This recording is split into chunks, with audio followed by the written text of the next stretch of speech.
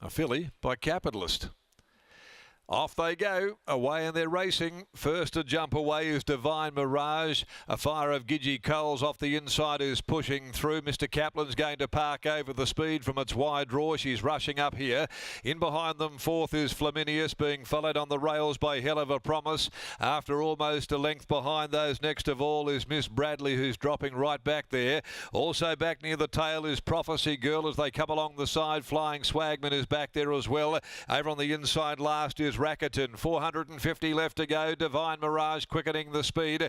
Leads the way from the well-tried Mr. Kaplan. Afireofgidgeecoals is starting to breathe a bit of fire down near the inside as the cutaway presents. And they've got the others covered for the moment. Down to the 200 though. Divine Mirage, Mr. Kaplan. And on the rail, charging at them, Afireofgidgeecoals. Afireofgidgeecoals opens right up now and pulls away. Afireofgidgeecoals, one untouched from Mr. Kaplan. Third, Divine Mirage. Capitan got right up on the inside, or Rackerton at the very least, and Flying Swagman also ran on. Followed further back behind those to Miss Bradley. Further back in the field is Prophecy Girl. Then Flaminius, who's amongst the last home. The tail ender, Hell of a Promise. Number one, Afireofgidgeecoals takes out the third of the day for trainer Dan Morton and owner Shane Stafford.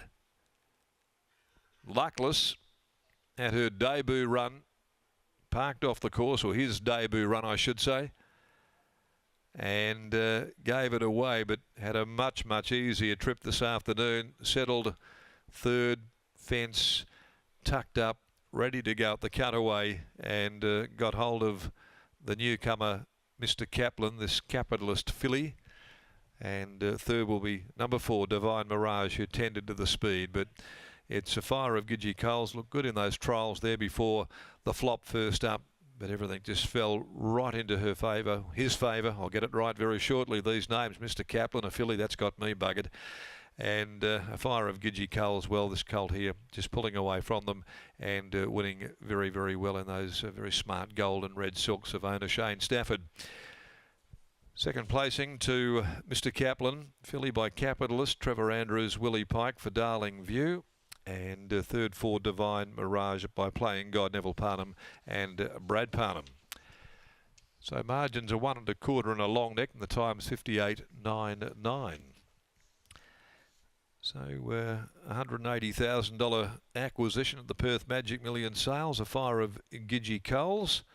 And has just got one on the board here now with the owner Queensland based, but also runs an operation in Ireland as well, where he has that very good filly of last season in Sassine. And we'll see those colours internationally, the gold jacket, red cap, no doubt to the fore once again through Royal Ascot and the majors through British racing in 2026.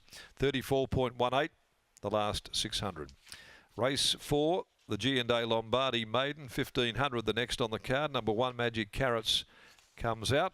As we take you downstairs once again, we'll go back to Lockie here with these youngsters going straight out the back to the parade enclosure out there. Much cooler sitting out the back there for them at the moment. Lock? Actually, with winning trainer Dan Morton, he's been good enough to stroll down into the mounting yard to catch up with us. Dan, congratulations on the win. Afireofgidgeecoals, nothing went right on debut, but today you got a lovely run in behind the speed. Yeah, I sort of come away with egg on my face first up. I really thought he'd be going very close, if not winning, but trainer error, I'll put that down to that day. Probably just didn't have him prepared enough, but yeah, he was excellent today, and we got a lot of time for him. You made a couple of gear changes, blinkers off, crossover noseband on. Talk us through why you made those changes. Just sort of mid-prep, he was being a bit of a lad. He's still a colt, so we put the shades on, and that sort of did its job, but he didn't need him come race day, we thought. So, and the noseband just sort of tends to help him come work. So yeah, playing with him very early in the piece with gear, but worked today. He might have colty mannerisms in terms of how tractable he is, but he looked nice and genuine when the race was up for grabs there. He's really been good in the last, literally since he raced. So, no issues, I don't think, moving forward with that. Perth Stakes in 2.5 weeks' time. Is that the natural progression for him en route to a Karrakatta?